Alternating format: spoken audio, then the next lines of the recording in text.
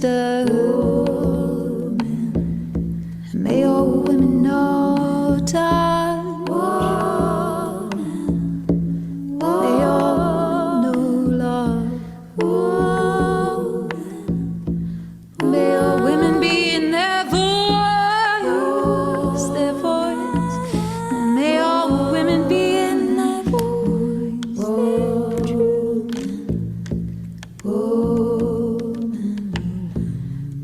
May all women live in peace. I'm so glad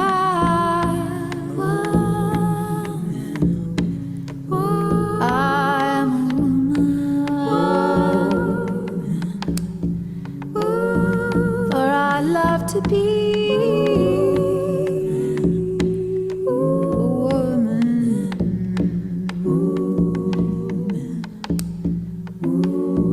I'm so grateful to be a woman, for I love to be a woman.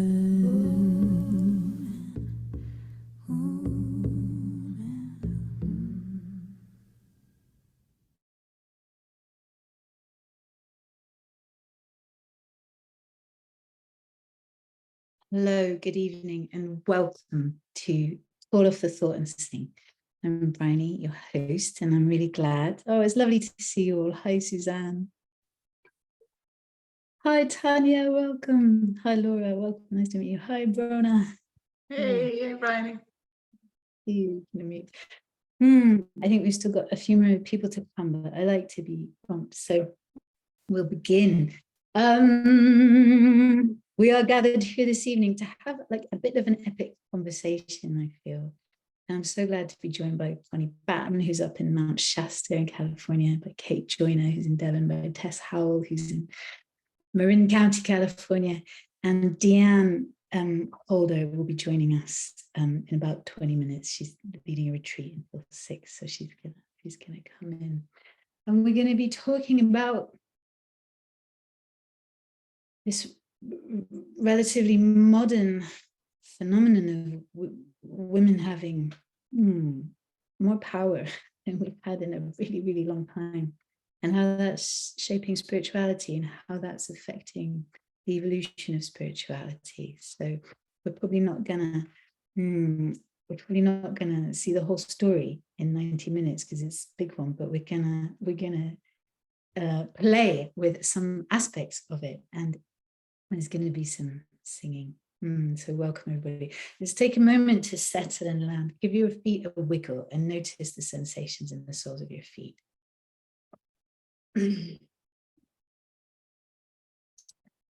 Yeah, shift your weight if you're sitting from sit bone to sit bone, and notice the sensation of the sit bones touching the seat. My seat's a bit creaky. Take a nice deep breath, slow exhalation, make any kind of sound. Soften the sides of the tongue. And widen into what we call owl eyes, where you're taking in from the peripheries of the view. Have a little hum in the heart, feel the vibration.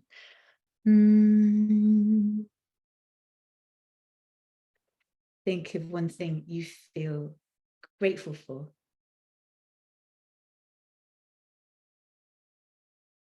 And maybe an intention that you have for this next 90 minutes. Great. And then let's sing that to the air on one breath worth of sounds. So exhale, inhale your gratitude, your intention.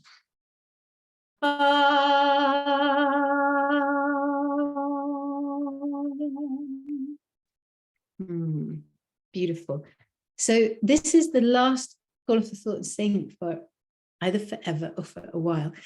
Call of the Thought and Sing was created when I was launching my album in lockdown, and performance wasn't an option. And I realized also that the songs have such depth of content. I actually wanted to like talk about them with people and invite speakers to unpack the songs and talk about them with me.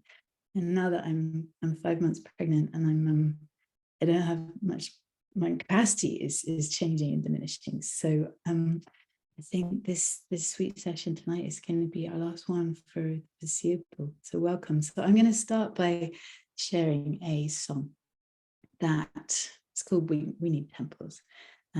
That's being released at the moment. And this is like the world debut of the video. So I'm going to share my screen. Give me a moment, would you please? You can see my screen. Don't share it. Hang on, let me get it set up and then we'll share it.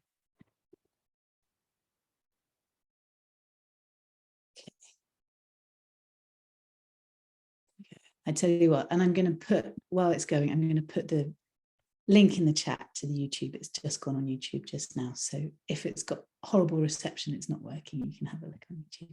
So this is a completely live improvisation, 3 of us singing together.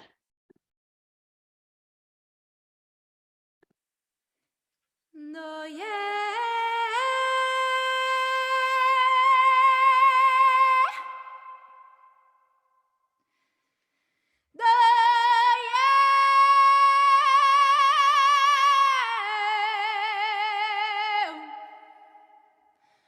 No,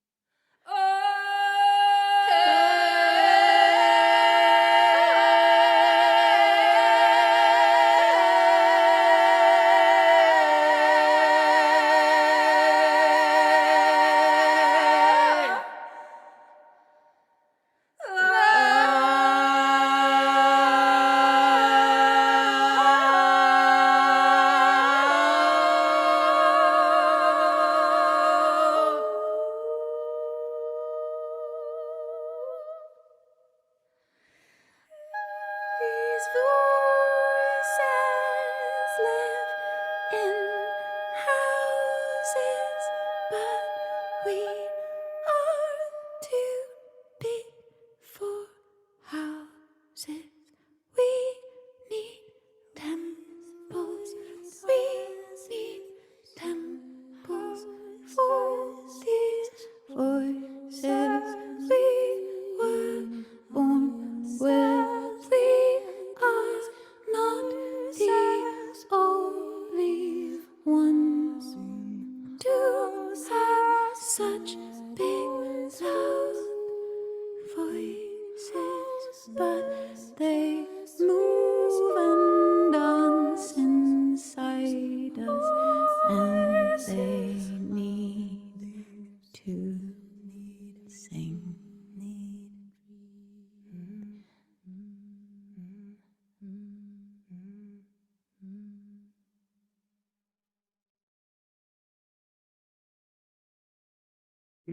So that was We Need Temples. Could you hear it? Did the sound come through?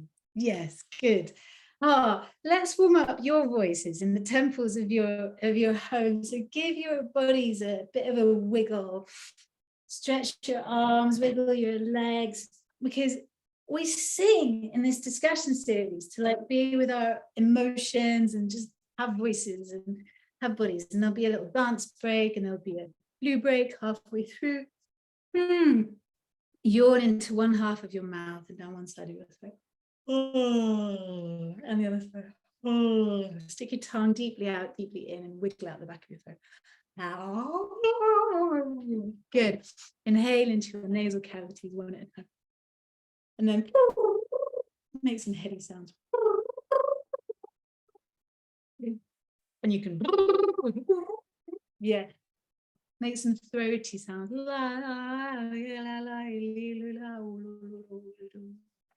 And some chesty sounds.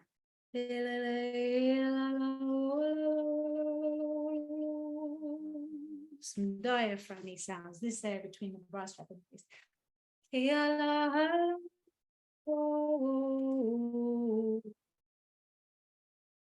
belly sounds.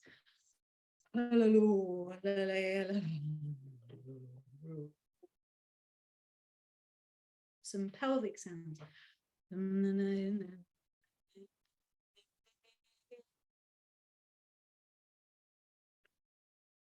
then invite the sound all the way through your body, from the pelvis to the head. And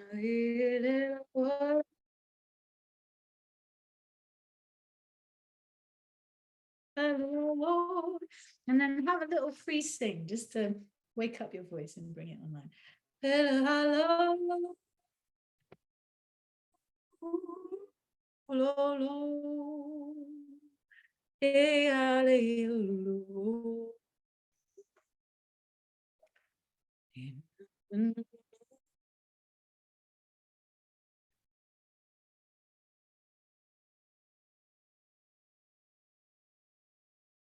Oh, I love it. I love looking at all your faces while you sing on mute. And it's great when we're all on mute. We don't have to all try and instantly make nice music together, but we all get to improvise. So welcome you all and welcome your voices. So I'm going to sort of set the scene for our conversation a little bit, and then we're going to jump into to kind of interview the people I have invited as speakers this evening. So, spirituality. I went to, I did part of my undergraduate degree at Berkeley in California, and I was studying political philosophy and I was studying political science. And when you study political sciences at university, I think this is true of most universities, they say that the birthplace, the cradle of Western thought is Greece, is Plato, Aristotle, Socrates, and the kind of ideas that were happening there. That is the beginning of Western thought. We source the roots of our ideas with those guys, particularly those guys. And when I was 20 and learning this, I didn't think to ask where were the women. And I'm recently reading a book with a title you might find shocking. It's called The Whore in History, and it's a history of prostitutes for the last 2,000 years. It's blooming fascinating, and I would highly recommend it. And this author asks, back in Greece, where were the women? And she investigates that, and she finds women essentially enslaved, either as wives, and the position of a wife was like, you have to stay at home and you can't have education and you can't take part in social life or political life or discussions because you haven't had the education to join in with the men, or as prostitutes. And ancient Greece had state-run brothels that were so profitable they used the money to fund their warships and stuff, and women were enslaved as prostitutes. So wow. So the history of Western thought is from a culture where men were having all these conversations while women were enslaved as wives or as prostitutes. It's like, So let's wind forward a bit. When William the Conqueror occupied Britain in 1066, up until that point, British women had been able to own land. But then he made this statute that only men could own land. And so we couldn't be landowners anymore. And various rights were removed. And that kind of carries on for a really long time. And you go to my grandfather, just 2 generations ago. He had 3 sisters, and they all went to Oxford University, and none of them got a degree because women couldn't get degrees. So by that point, 2 generations ago, you could attend, but if you're a woman, like no one would give you the paper, you couldn't get the paper. And one of them had horrible postnatal depression. One of them even killed herself. I think it was a very, very difficult time to be a smart, powerful woman in a time when you had very few avenues. Deanne, welcome. You made it. I'm so glad you're here. Whoop, whoop. This is great. Everyone's coming in. So you're so close to the start. I'm just setting the scene. So welcome. This is Deanne. So that whole time, I can't quite speak for the whole world, but the whole time I would say the West has been dominated by male-centric religions, Christianity, the Father, the Son, Holy Spirit. That's not the Mother, the Daughter, the Holy Earth, or the Holy of Holies. Is, Buddhism, the Buddha, Islam, Allah. Judaism, I'm actually not quite so sure about the position of women in Judaism, so I'm curious. But I would say, as women, have grown up in a time where still all the dominant religions centered the male. And in Britain, what's been happening in the last sort of generation is this general throwing off of religion generally, and this dominant culture moving towards atheism. But there's many of us who I think then entered as children in families that had chosen atheism and said, I think the world's more magnificent than that. And it's not all just atoms and forces knocking against each other. There's a more beautiful dance happening here, and I can feel it in me, and I can sense it around me. And so many of us have then been weaving our own sense of the ways in which the world is sacred. And it doesn't look like the old scripts. And I think the song We Need Temples, we just watched a song for the newcomers. It's kind of about the architecture. It's like, wow, we're living in these times where the landscape is still dotted with churches, but they're empty. And then we who are getting together to have spiritual practices together, we're doing it in the woods and in workshop spaces and at each other's houses. But actually what we're weaving is really meaningful to us and precious, and we're doing it our own way. And so I gather you here tonight to talk together about what are some of these ways. And I think it's a bit different for everyone, and I love that. So let's all take a deep breath and make any kind of sound, and maybe just have a little sing to kind of process what you've heard for the last few minutes. I'll go on mute so we do it again.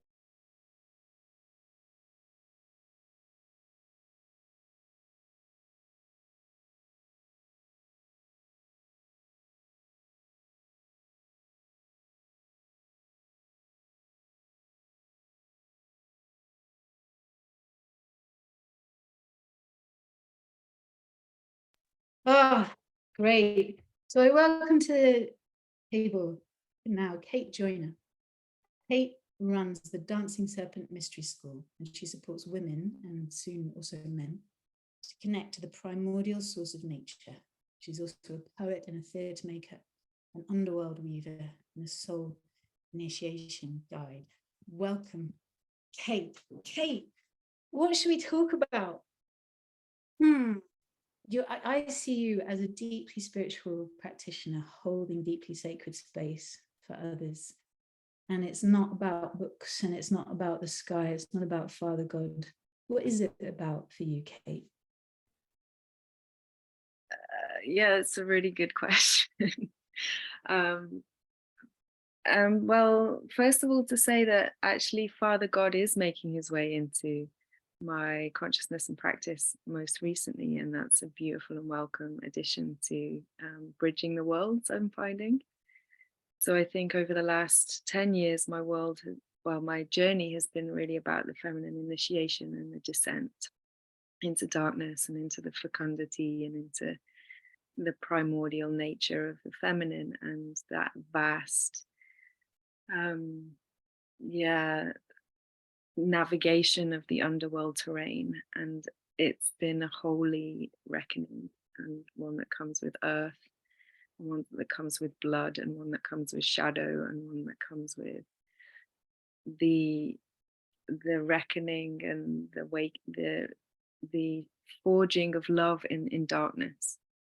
And Can I interrupt? So, but is that what you mean by underworld? You mean that like it's not all light and it's like it's also shadow, and by shadow you mean our wounded places, our suffering, our darkness, our exactly. more evil sorts of feelings, our blood. Is that what you mean? Yeah, I mean, I wouldn't say like necessarily like evil, but like the more kind of like less accepted emotions and feelings of our human condition, like our grief, our anger, our rage, our wounds, our abandonments, like all of those places. Like the great paradox, I think, of the feminine journey is that actually our kind of awakening and our enlightenment comes through descending into darkness, just being able to alchemize, being able to really fully integrate all of those parts of ourselves. It's like we're not hiding anything, we're not shoving, we're not rejecting anything, we're welcoming the full spectrum of our existence. And that allows for the full spectrum of love. I think if we stay one-sided in just feeling like good feelings or feeling happiness or feeling light without the capacity to integrate all of this and alchemize it, we actually just stay in half of our human expression and our human potentiality. And actually, by integrating all of that, there's so much power and so much potential and magic and creativity. So it's not that we stay stuck in those places, but we cultivate a consciousness that can integrate them and alchemize them so that we can really harness the power and the gifts of the darkness, of the beloved darkness. It's so rich and so beautiful there. So that's what just interject for a second. So when you talk about alchemy, alchemizing, you're sort of saying once we cry, we can laugh. Once we release our rage, we can feel our peace. Well, it's like if once we dare to go into the harder feelings and the harder places, that's not just hell. You don't get lost there or stuck there. It's part of the human experience. You can go there and you can feel. And actually, it's by feeling that stuff can start to heal, and then there's this freshness on the other side of it that might be joy, it might be peace, it might be love, and the human experience is the both and. Is that what you're saying with the word? I think also just being able to welcome the places from a place of love. So if we are it's like having the consciousness and having a centeredness, which I feel is related to this feeling of temple, this cultivation of temple within ourselves, which is a center that we have that is rooted in love. It's rooted in our connection to the web. We are rooted in the web. We're rooted in the consciousness of our belonging, of our love, of our infinite potential and true nature.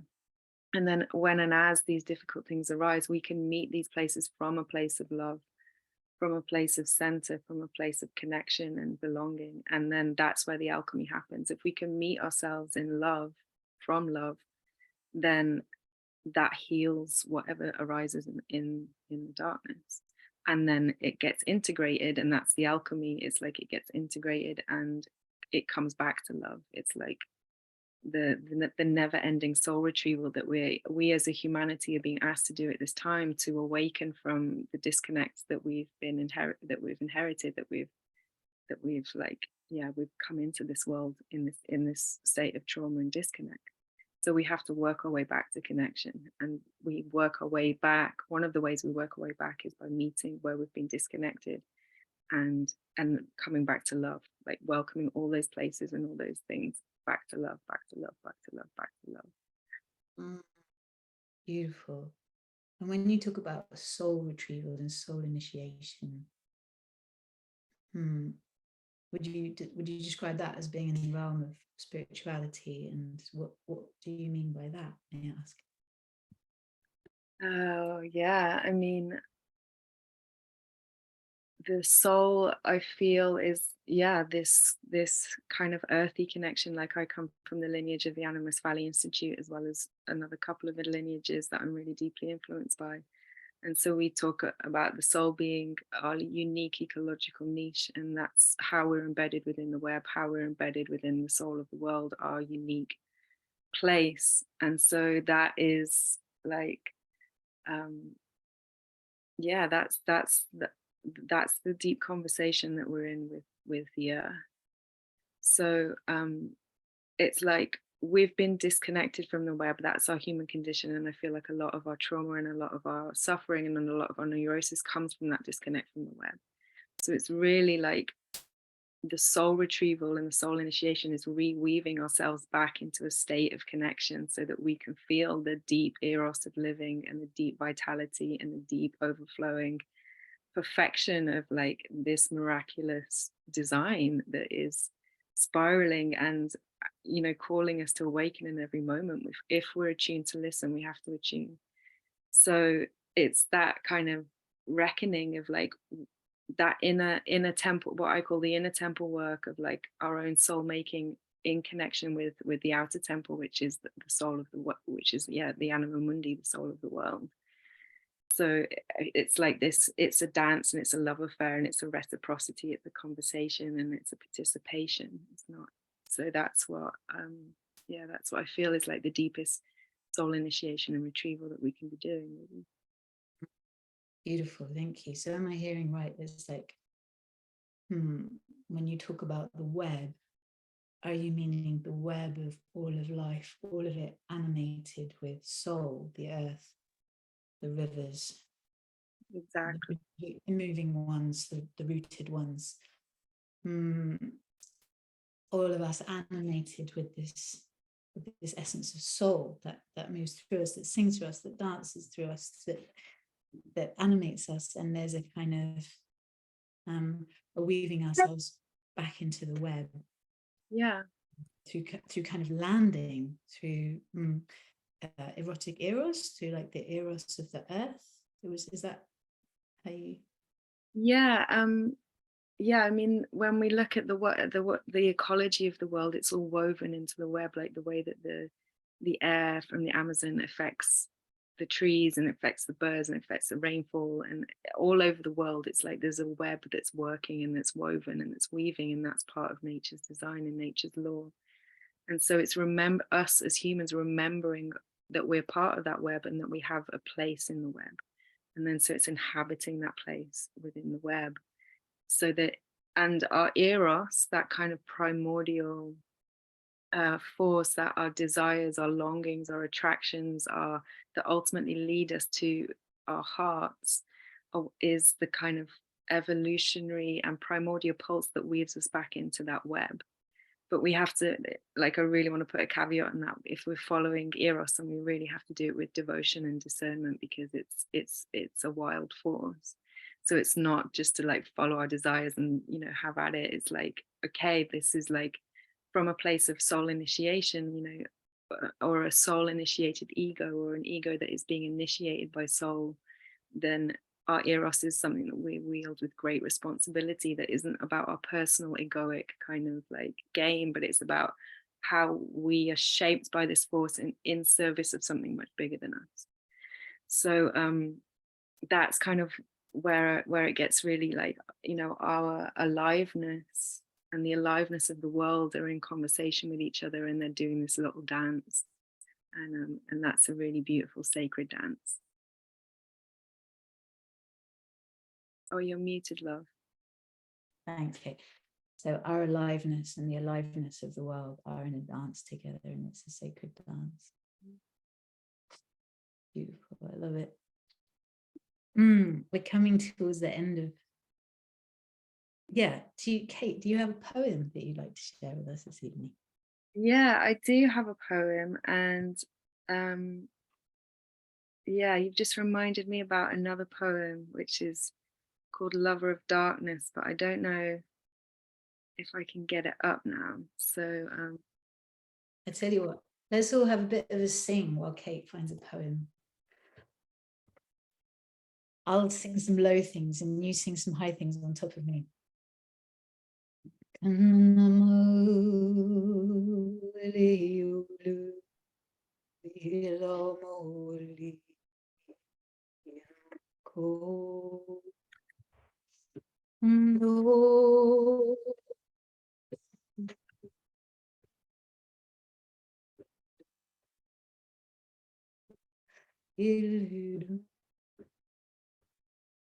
don't know about you, but I find singing a lovely way to feel and think my way through things. And it involves like more of me than just my mind.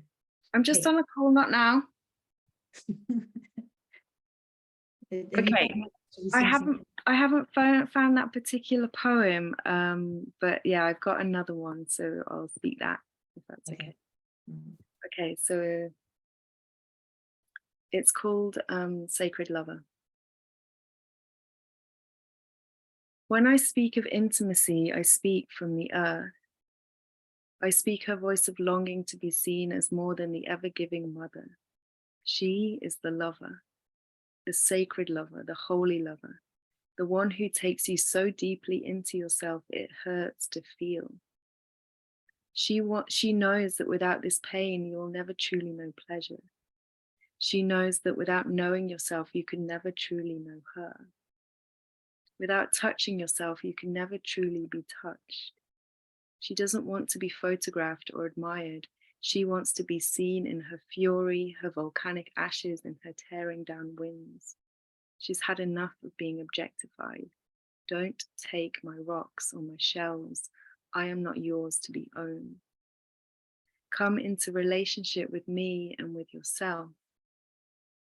She wants to know if you can taste her salty liquid and swallow her whole. Today her waters are calm, but you don't know what will happen tomorrow. She's not known, she's wild. She wants to know if you can meet her in her chaos. She wants to know if you can stand with her in her storm and take her lightning and still come back for more.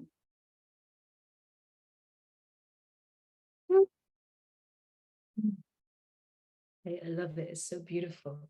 I feel like it's this huge shift that we're in with relationship with women and the feminine, with relationship from objectifying, from taking, from violation to honoring, to relationship, reciprocal, respectful, dynamic, living power with relationship. Yeah, and you put that so exquisitely into poetry.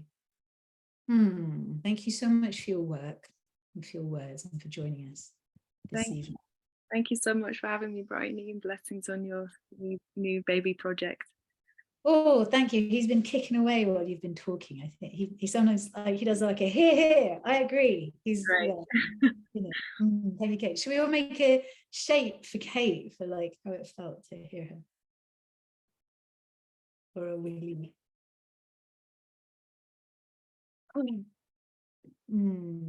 Thank you. And Kate she's up from a birthday party downstairs of her 12-year-old niece, so she might stay with us for a bit. And then 4-year-old, she's 4.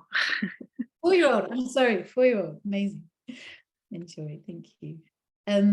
So Connie and I said that, I tell you what, let's just have a little sing from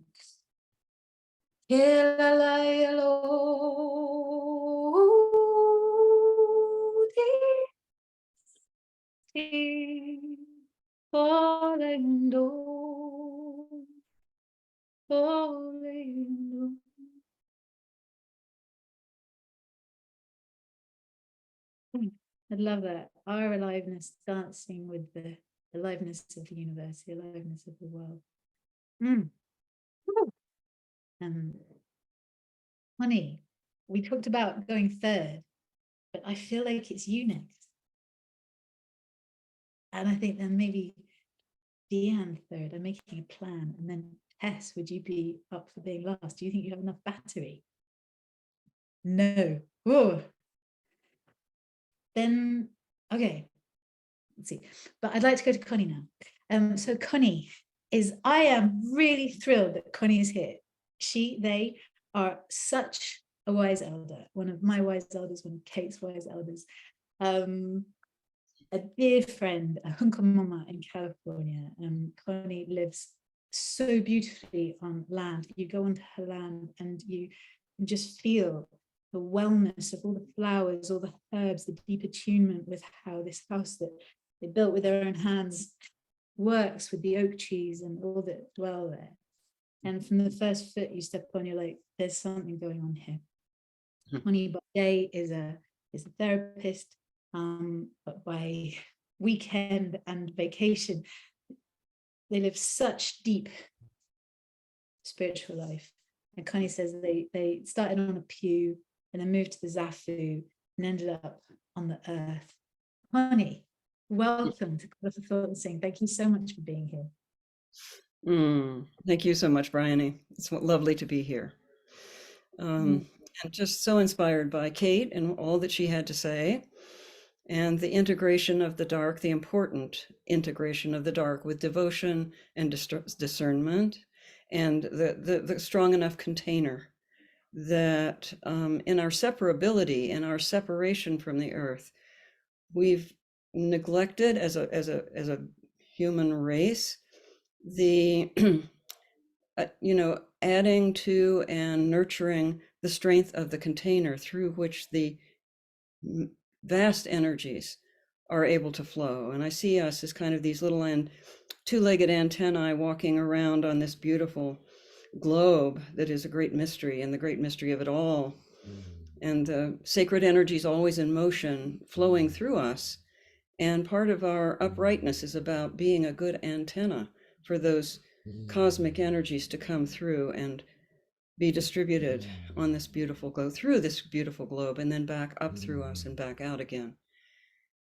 My sense of it is, in my life, my task has been to bring the container into an alignment and a strength that is capable of carrying whatever energies are appropriate to come through this particular being. So in some ways, that's a summary of where I am and what I'm doing in my 80th year now, walking the planet, and over and over again, as Kate has said, just offering myself in devotion to the larger whole and whatever that may mean. So I'm kind of at the end of what I can say about that, Bryony, and if you can leave, I'm glad to go. Can I clarify what you mean by container? Sort of like I think of myself as a hollow bone, and if I can, the various things, the woundings that have come along through the generations that we inherit as we come into this life, we carry some of those, and then the other bumps and bruises that we inevitably encounter on our way through, we contract around those wounds, and we build up small, little fortresses within ourselves to try and stay safe, to try and stay healthy and whole. And then the irony of that is that it keeps us from being a clear container, a clear, it's interesting. There's a poem that's coming to me from Lou Welch, and I'm just going to say it. It's very short. I saw myself a ring of bone in the clear stream of all of it. And I vowed always to be open so that all of it could flow through.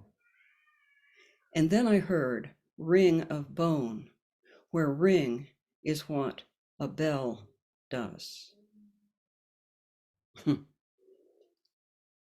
It's that moment of the ring of the bell that brings us into the present, into embodiment. And we're back to the here and now. And it's a both and. To be open so that as a clear, the clear stream, so that all of it can flow through.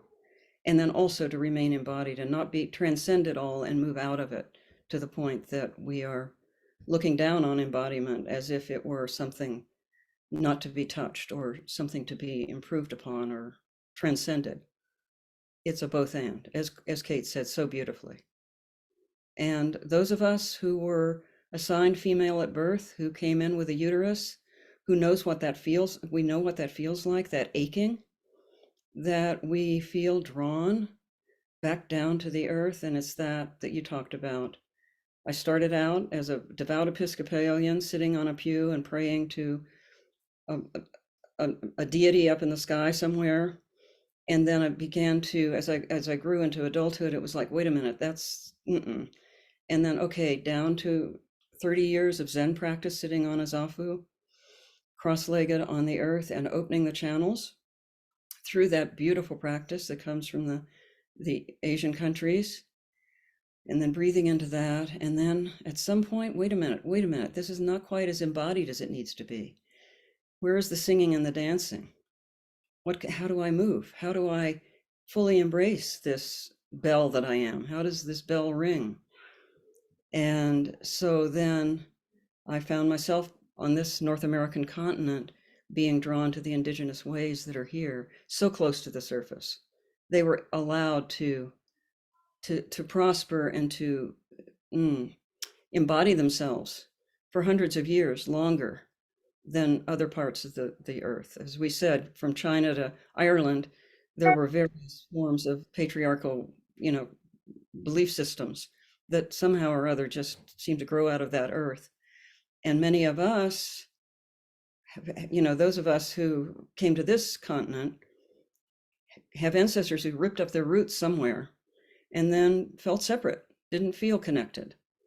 And we then have been able to take instructions recently from the indigenous peoples here. The Lakota, to all my relations, Matakwe Asen, here I am among all of my relations, all the way down to the smallest microbe here, all the way out to the greatest,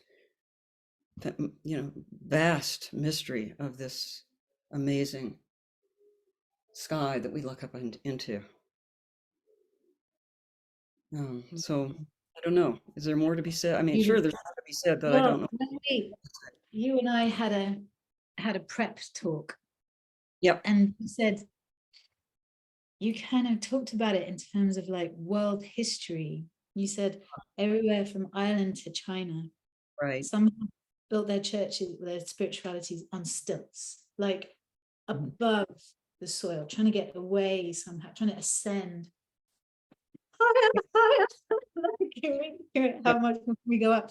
And then you said North America, South America, Africa, they stayed down on the earth. Australia, they stayed down on the earth. Right. So you kind of, can you speak to that?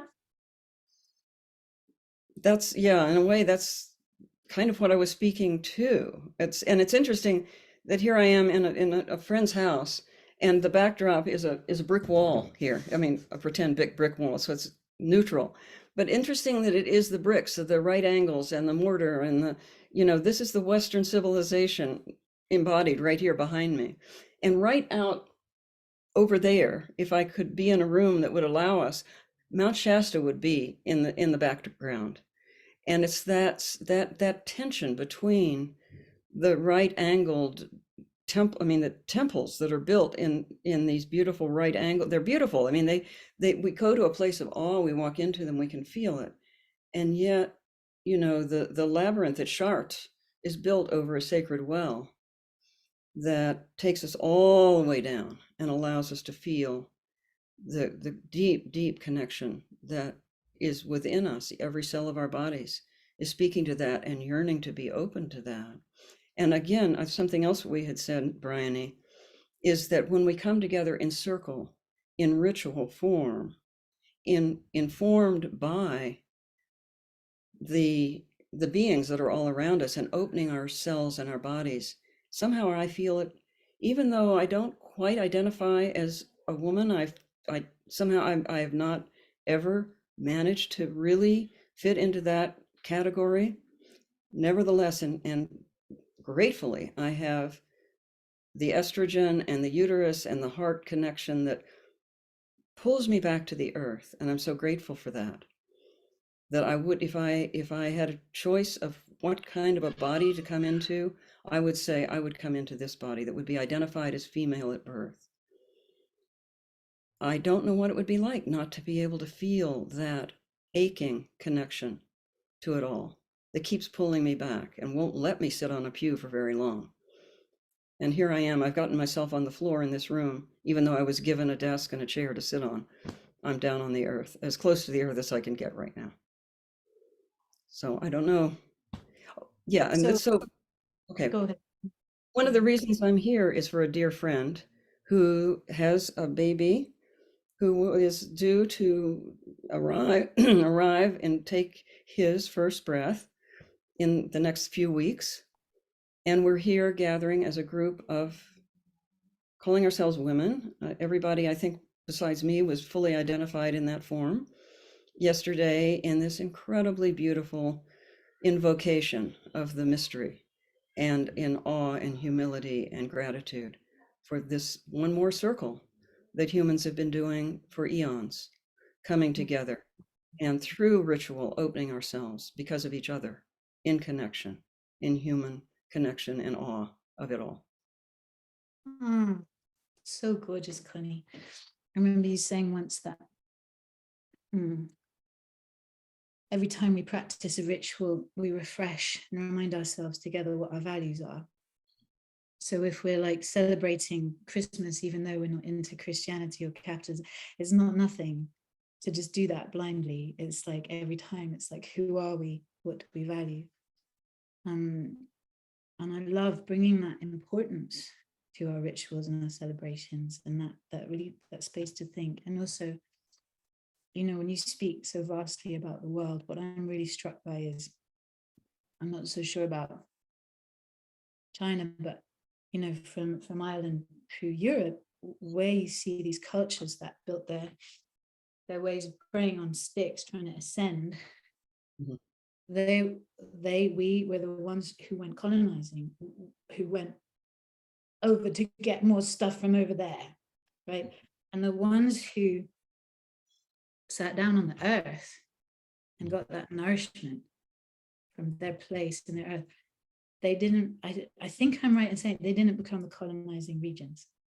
Sadly, they were colonized by the hungry ones who weren't sourcing from the mama. And at the same time, I'm saying this, as you're saying, if it's true, you know, that it's, I mean, I'm curious what Ollie, my partner, would say, because he has such a strong earth-based spirituality.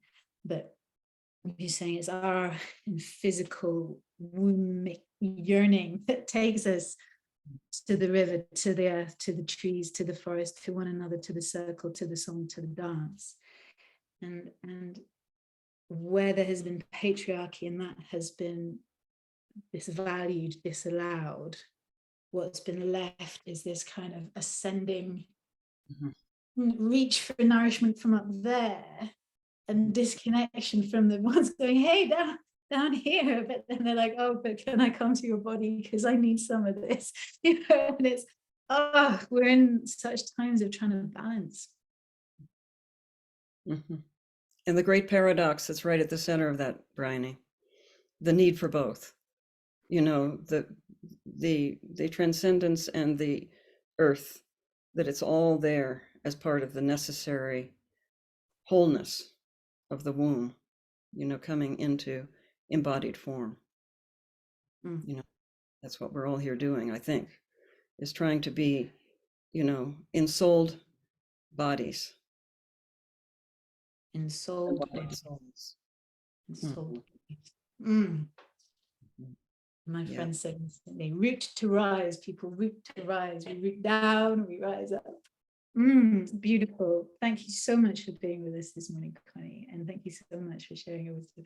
Connie was like, they're not used to, you don't do much public speaking, right? They're like, I'm only doing this for you, Bryony, but I'm just so glad that we get to have your wisdom and your perspective with us this evening in the video. So thank you. Should we all make a shape to Connie for how it is to hear them?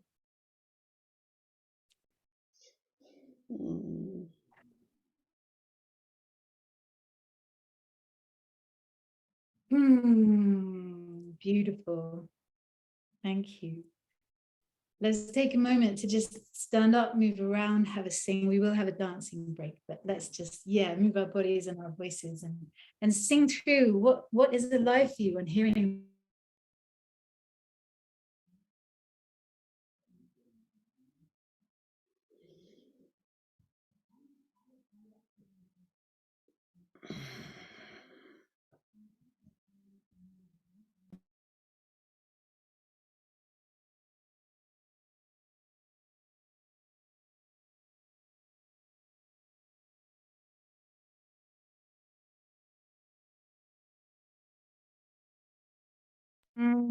Beautiful. So my dear friend Tess is meant to be doing this call from her friend's house, and her friend's daughter now has COVID and she can't go in the house. So she's on the doorstep on her phone, which is running out of battery. So I think we're going to go next with Tess to make sure that we have her this evening in her battery. Then we'll have a little break, a little dance break, and then we'll hear from Deanne, who does such deep and beautiful work with women, bringing all of this in us alive, and I'm excited to hear from Deanne. So yeah, so I'm gonna move over to Tess now. So Tess Powell she's a 5 rhythms teacher, and she also works with the School of Lost Borders, which does earth-based initiation and rites of passage in California. And Tess takes people out to the woods, and she leads dance outside, and she leads dance as a spiritual practice. And I've only danced with her once, but you put your earsets on and her voice goes in. And I don't know if I've ever had such an experience of like being straight in the temple, being straight in connection with the heart of my bone flute, and the big energies running through. And I was like, damn lady, you got some powers. So Tess, you're bringing it into the body, into the direct experience. What is alive for you on hearing all of this? And yeah, thank you for being with us and welcome. I'm finding this delicious, and I'm loving this descent, this inwards, and the hollow bone, the letting it flow through. And I think what's alive for me is surrender, not in the defeated way. I've been beaten, but by the dance through me, pray through me, sing through me, move through me, by how we as humans, in anybody, can let life move through us, or life force move through us, and get out of our own way of like control, figure it out, push, and all of that. Doing all the things is so important. And yet, isn't it delicious when that something comes, when the improvisation comes, or the dance comes, or the poem comes? So for me, embodiment is how can we make a space for whatever it is, which I won't care to define, can come through us in a good way, and we can live in partnership with that, moved by that, inhabited by that. Some of those kind of words. So, sweet surrender in a way. Sweet surrender. I love it. You're saying something so similar to Kate when she talks about the life of the earth, the life of the universe, and the life that's in us being in dance. And I have to say, Tess, as an improviser, I just so resonate with what you're saying. This is what the practice of improvisation is hollowing the bone and inviting the music to come through us. And so, right, as we come into the body, into the voice, and that sweet surrender, and that acknowledgement of a duet partner, sing through me, dance through me, is that at the center of your leadership, would you say? I think that, and relationality with the world, with the mystery, with other dancing humans, with the bird that's flying past. There's been this kind of rise recently of things outside, like in nature. I'm less interested in nature. I'm more interested in with nature. So we're co-regulating, so we're partnering with, so we're attuning to, so we're working mindfully with, rather than it's under a tree, that's nice. Like, oh, can we go deeper? Like, hello, tree, beloved, how are you? How is that wind that moves through the end of you? How does that shape my dance? So there's a real conscious building of relationship, rather than nature's nice in it. I mean, slightly flippant, but something of a really cultivating that. As partnership. I love that. And it's relating to what Connie said, a homo taquiasin from Lakota, hello, all my relations. And this profound shift, it's so simple, but it's so fundamental, so foundational, from the top down triangle of patriarchy of Christianity, men, whiteness, humanness up here, earthworms down the bottom. and I think with Taquiasan worldview is shifting to a flat circle of like, hello, all my relations, no one more important than the other. And it puts us in a position of witness and navigating witness. Here we all are bobbing about on this earth with this living song running through it, and we each have our own song. And then how do we sing together? How do we dance together? And it's not not about our spiritual, I feel like dancing with you, it's not about our spiritual practice being sitting in rows in a church looking at one priest who is the access point to God.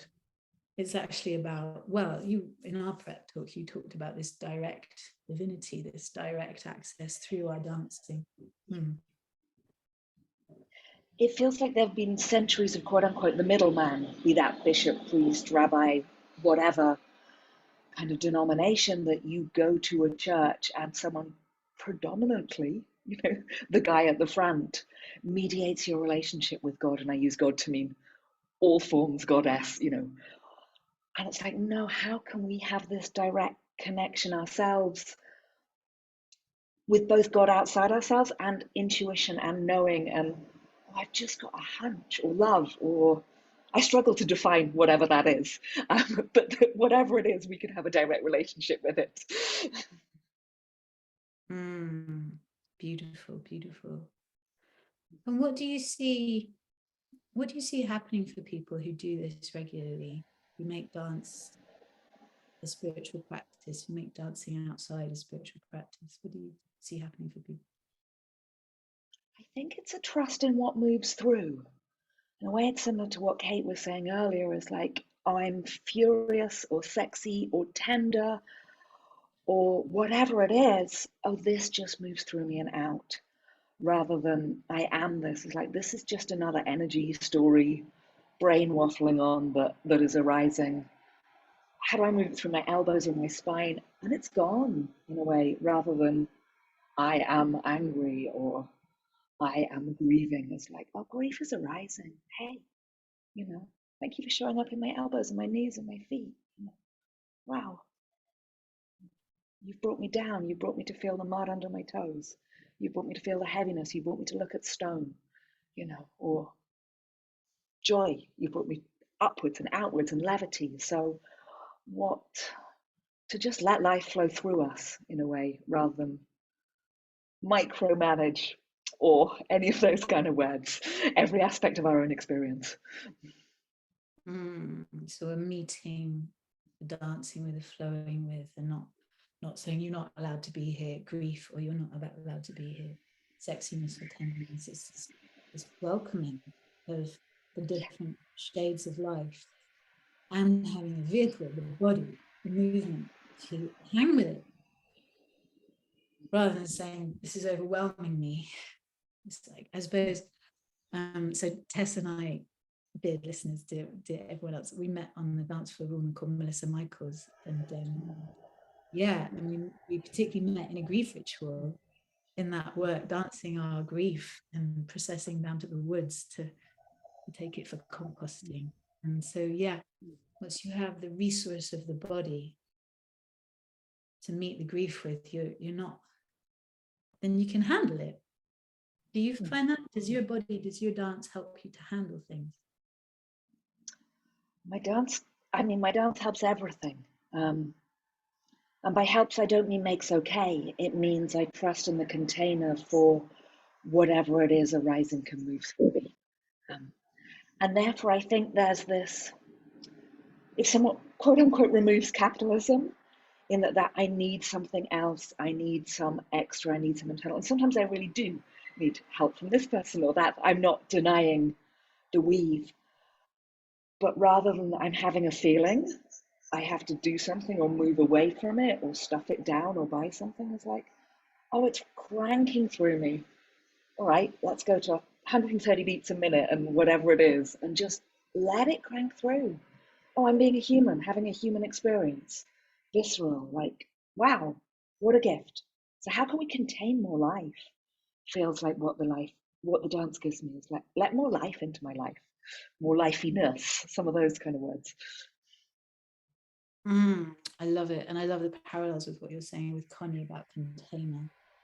And for Connie, I'm seeing a kind of, I don't fully understand the use of container, but it's like mindfulness, presence, quietening the mind, getting out of the way, being that hollow flute, and that can do it through kind of inviting from Zen practice, or I would say that's at the core of vocal improvisation as an art form and as a spiritual practice, and at the core of dance. So dance can be your container, singing can be your container, silence mindfulness can be your container, but having having a vessel to go dance with life with. So you're not just sort of stuck there helpless to meet the intensity of this life that we're not ascending out of, that we're rooting into. And I think there's a shift in the dance and embodiment field from the kind of 60s, 70s catharsis, like move it out of me, shake it out of me, to this co-regulation of like, do I need to shake it out of me? Or do I need to just turn everything down? Is that skillful right action? Now, that's not denial, but that's attunement. And that's got very interesting in California the last few summers in quote unquote fire season. Is if nature is one of my primary things I co-regulate with, what do we do when the thing we co-regulate with is wildly out of balance? So yeah, air to rock. I don't know, there's questions about how all of our nervous systems, how can we support each other in these moments when we're like, whoa, it's all a bit whizzy, somatic term. Like, what is our practice that we can bear to be with the whizziness? When the world is spinning faster or weirder, like, what does it take to still show up and be present? That seems to be changing. Love it.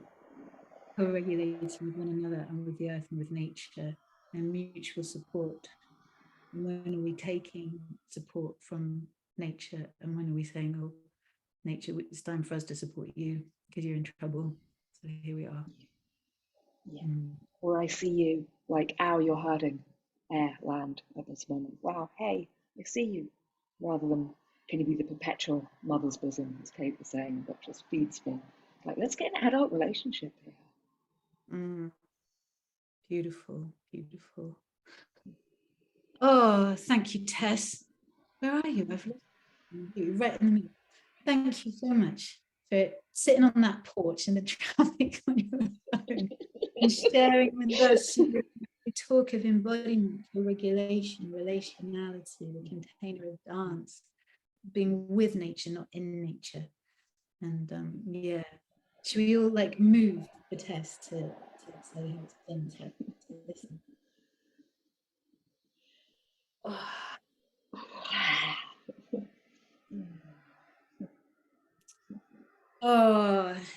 So folks, let's have a little tiny bio break, water in, water out, and I'll put on a song and we'll have a dance, and then we'll hear from the wonderful Deanne.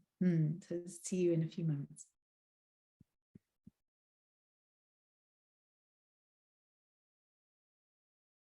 Hey, so welcome back. So my music has stopped working, so let's have a little dance and a little sing anyway.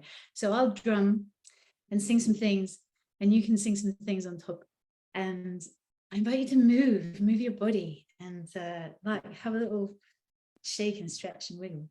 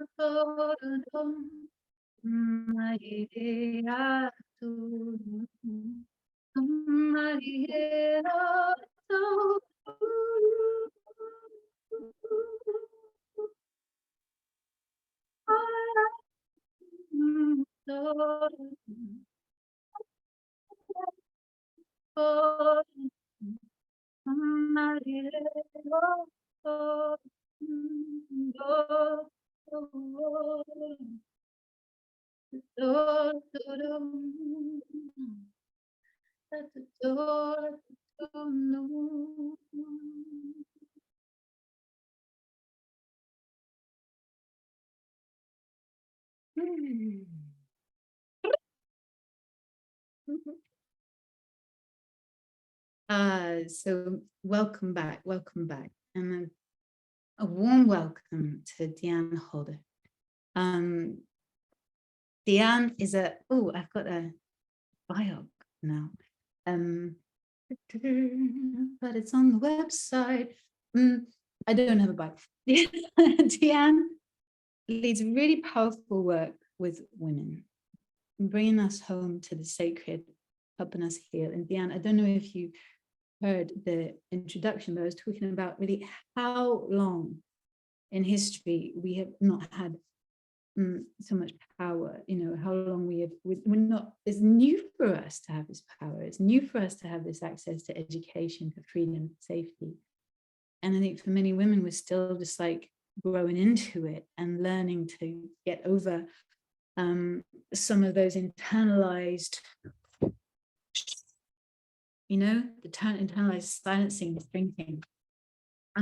So Deanne, how do you see women evolving? How do you see women taking spirituality into our own hands and making it ours? And what is the life for you in this conversation? And welcome, and thank you so much for being with us this evening.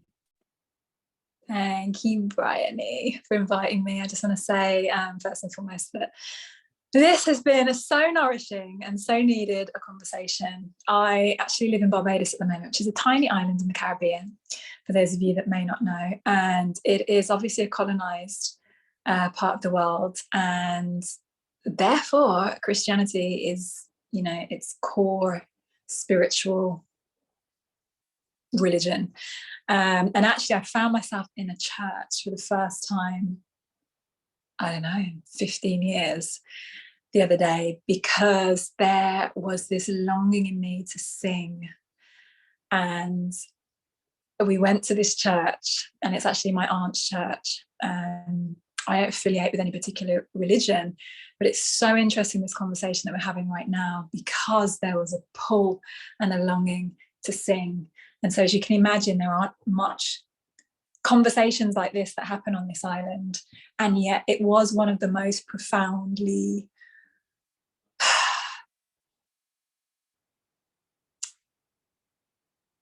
affirming experiences singing in that church.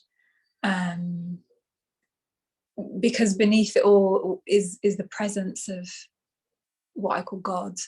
Beneath the doctrine, I could feel the essence of the thing that is so much greater, the thing that weaves everything together, all of the religions, all of the practices, all of the New Age, traditional, whatever. It just felt so alive, the purity of it. And I will probably go back again and sing. And I've built a capacity. So one of the things I wanted to speak about is the evolution is about capacity building. I've built the capacity to be able to filter and take what feels good and leave the rest, right? So I wanted to start by speaking about that, because I know it can be so easy to still get a sense of how separate everything is. But this conversation around co-regulation is so ripe at the minute. And for me, the co-regulation is within myself of the polarities, right, of the masculine and the feminine fundamentally, and how important it is for each of those things to be able to co-regulate the other. So the masculine to be able to support the feminine, just like the yin yang, the yin within the yang and the yang within the yin.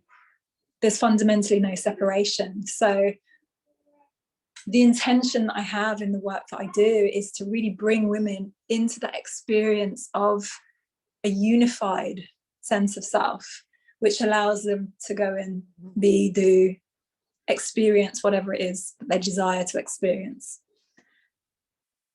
Yeah. Beautiful. I love it. So I love you speaking to this aliveness that's so much what the others have spoken to, this big aliveness in existence that we can tap into through, and it's the big aliveness maybe behind all these different frames that have been put on it. Christian, New Age, whatever. But yeah, and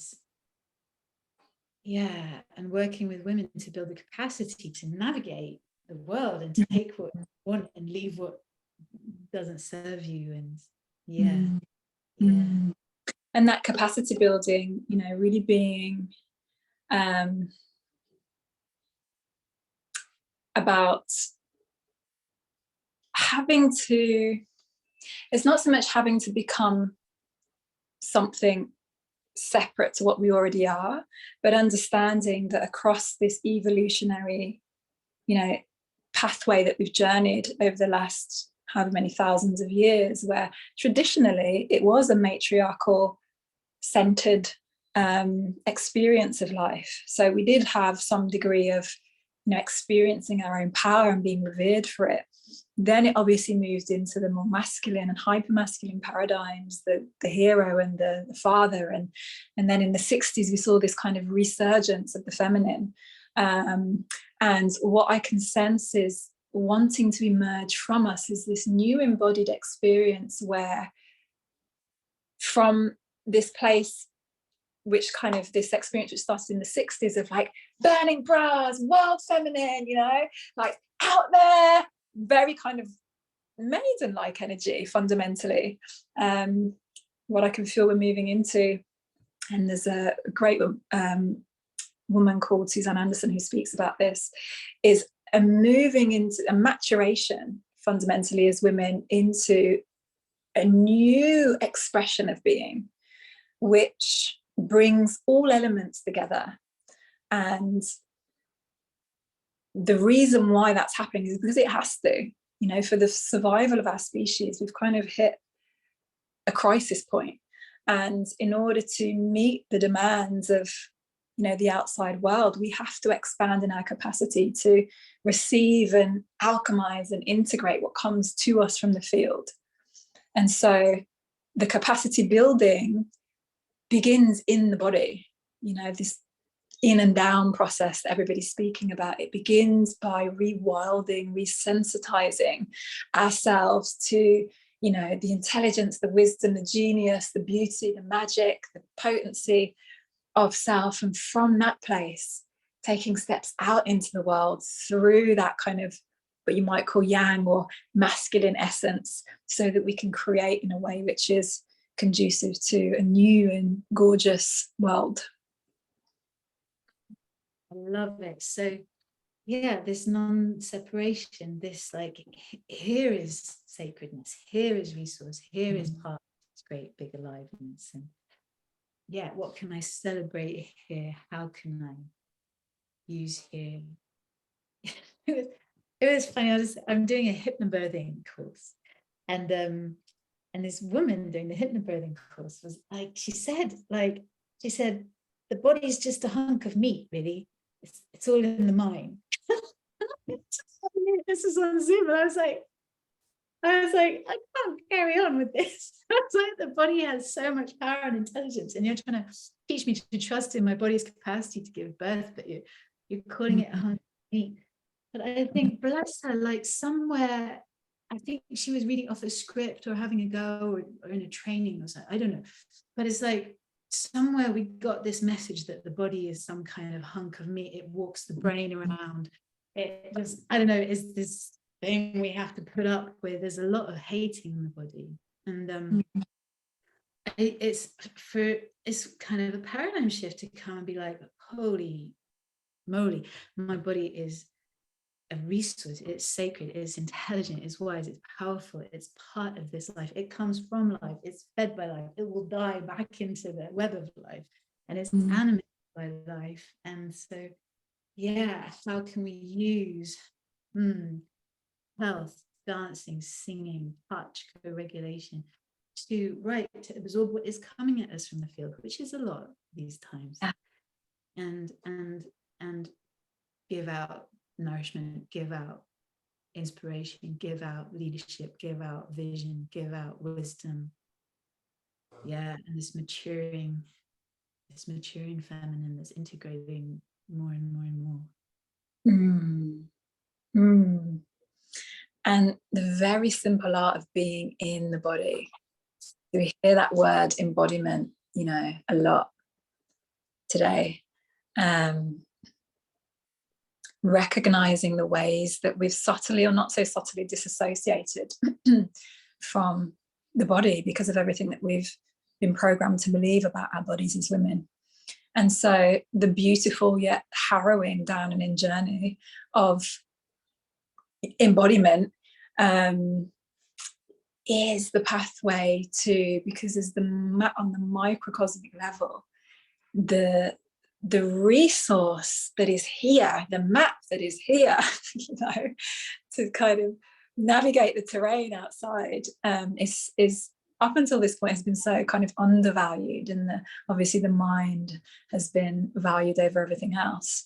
And so the art of getting into the body, being in the body, isn't always easy to everybody. And the mind has to be spoken to first. The mind has to be reasoned with on some levels to get people to kind of explore the power of the body and to reassociate and to rewild. I think when we speak about, you know, temples, the only thing that really comes through for me, or the thing that comes through for me most strongly, is, you know, we need to rewild the temples, but to rewild the temples, we have to rewild the body. And what I mean by rewilding is reconnecting to the natural intrinsic genius that lies inside of us. And also not only on a kind of universal level, but also on a personal level. So a lot of the work that I love to do is to connect people to their unique constellation of genius, magicness, and through that build confidence, self-trust to be out in the world, in the field of, you know, creation. So yeah, the body, the home of the body, as a root of confidence, and to walk around in this sacred body, on this sacred earth, being in relation with all that we're with, and learning how to alchemize and do that through our communities, through our rituals. Yeah, and through healthy relating. Gorgeous. I'm kind of partly paraphrasing what you said, and I'm partly weaving it back into what everybody else has said. Oh, beautiful, Deanne. It's so lovely to hear from you. Is there anything else you'd like to say?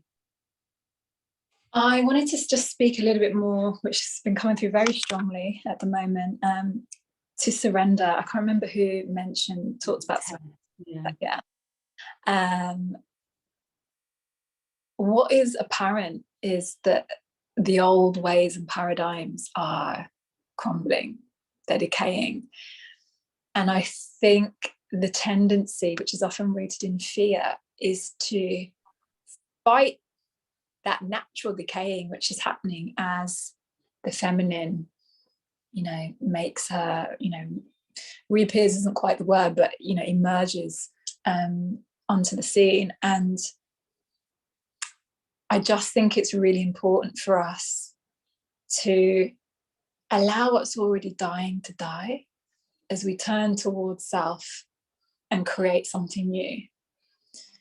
So that doesn't mean that there isn't space or room for external activism. But one of the things that I see is how much that can energize something which is already dying. And so the dismantling of what's no longer sustainable is happening already. There's an evolutionary kind of pulse which is breaking everything down, and we can be co-creators in that process. However, what I feel is most important is this turning towards self, turning towards the earth, turning towards community, turning towards connection, rather than away from it to fight something which is pretty much on its last legs. So I just wanted to end with that because it feels quite important at this time, particularly where we're having to source ourselves with so much energy to fuel our creativity as we move forwards. We don't want to be wasting that energy on things that are already crumbling. Yeah. Beautiful, beautiful. So yeah, Joanna Macy says there's sort of 3 positions for activism, doesn't she? There's sort of fighting the old, something in the middle I forget, and then there's birthing the new. And Vanessa B. Oliveira, she's written a book I'm halfway through called Hospicing Modernity. It's like, okay, we can hospice modernity and that's a piece, but there's also then birthing regenerative culture, like letting the patriarchy crumble, letting the power over paradigm crumble, letting the colonial modernity paradigm, the unsustainable, the paradigm that's disattuned to the earth because it's not paying any attention to it, it's not valuing it enough, it's sacred, it's dishonoring, but letting that just fall on its own dysfunction and saying what's in our hearts, what's in our bodies, what's in our vision, what's in our dreams, what are we birthing, what are we creating, and using our creativity to be midwifing something, birthing something, which is, am I paraphrasing you right, Deanne? Yeah. Oh, wow. I don't know if I can summarize you all.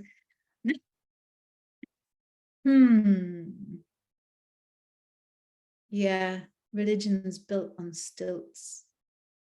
Every time we do a ritual, we refresh our values. What are our values? Going toward the hard feelings, going toward the earth, going toward the body, going toward community. Care with our rituals, but what are our values and what is the world that we make from our values? Letting what is crumbling die. What is wanting to birth through you? Something like that. Oh, we haven't heard much of everybody's voice. We've got 5 more minutes. I just wanted to say thank you so much, Deanne. Should we give a shake to Deanne for what it's like to hear her wisdom?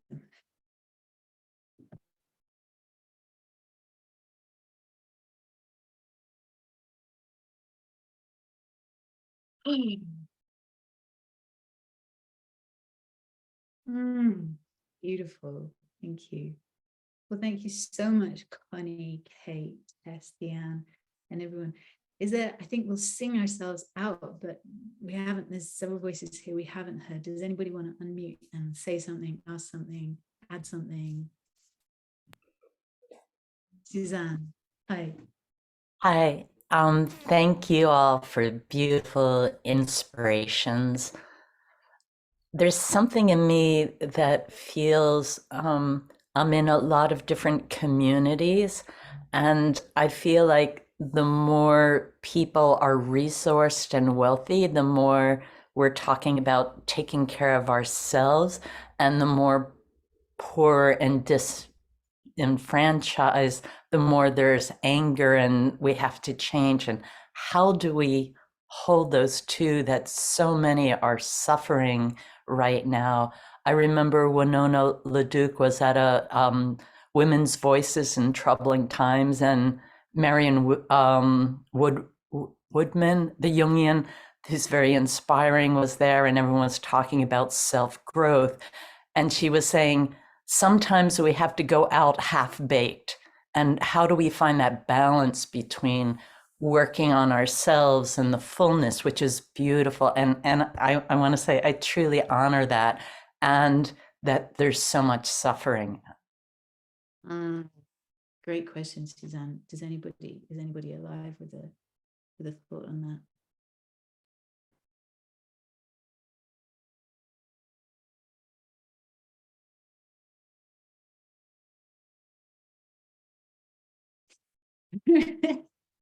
You've left us all speechless. Oh, Deanne, yeah. I think this is such a great question. And I think so many of us contemplate the right answer to it. And I think it boils down to, you know, our capacity to be of service, not at the expense of our own well-being. And sometimes the being of service at the expense of our own well-being is rooted in the patriarchy and the wounding. So the exploration is what is enough for me and what is enough for me to give from my personal perspective. So that changes from time to time, like how much am I resourced right now, and how much am I able to give, knowing that I'm always going to give, you know, and knowing that I'm always going to be of service. However, that's also a dance, right? Because sometimes I'm not as resourced as I am at other times. So that's the only kind of contribution I can give to that conversation, because I do feel like it's a little bit it's so nuanced, because it all really depends on self-identity, you know, how we perceive ourselves, whether we're good people even if we don't give, or whether we're only good people if we do give. So I think it boils down to you know, personal value, and then also being able to acknowledge what's enough. You know, when I am giving, it's enough, right? Even if I'm just giving 5 minutes of my time, it's enough. Thanks, Deanne. I'd like to add something actually from the political. It's like when there are systems that are producing epic inequalities within and between countries, and within and between groups of people. What we see in Britain is the history of land ownership. We've got about 70% of the land owned by about 1% of the population. And that's been the case for about 1,000 years. And so you have this tiny population who are the owners, and you have this vast masses who are the renters, and this systematic transfer of resources. And I feel as culture is evolving, as spirituality is evolving, when and how is politics going to evolve towards more inclusive prosperity, more genuine equity, more genuine balance between all of life and all of people, and not making resources chronically move from some towards others. I think it's a huge challenge, but like epically important, and I love that you've named this. Thank you.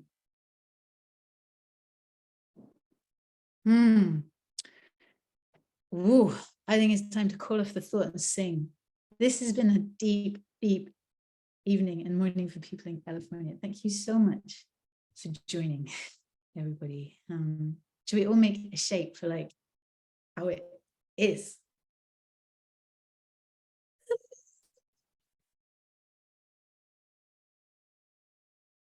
So glad that we've been naming these things and saying these things. And thank you, Connie, and thank you, Kate, thank you, Tessa, thank you, Deanne, thank you all for coming. Thank you so much, Anna, for producing.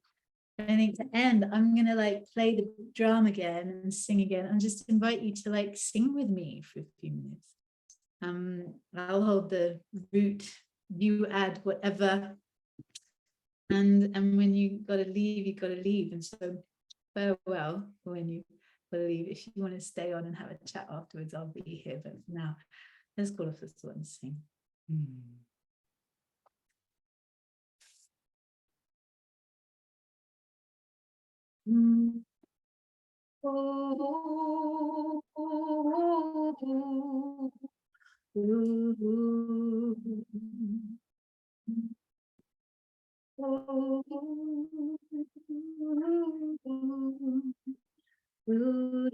And if you're in the habit of singing your thoughts, your feelings, you might sing to digest, to integrate the conversation, what's arisen in you as you listen, sing, and move.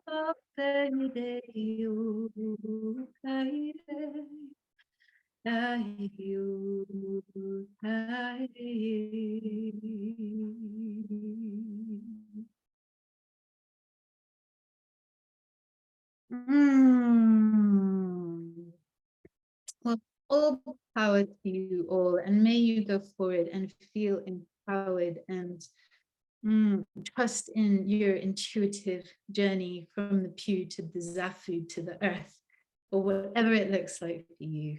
And so lovely to see all your faces. And yeah, we could unmute and say goodbye. Hi all, thank you so much. Bye, Deanne. Thank you. Thank you. Thanks to everyone. Go Thank- well. Thank you. Thank you. Blessings. Thank you so much, Connie.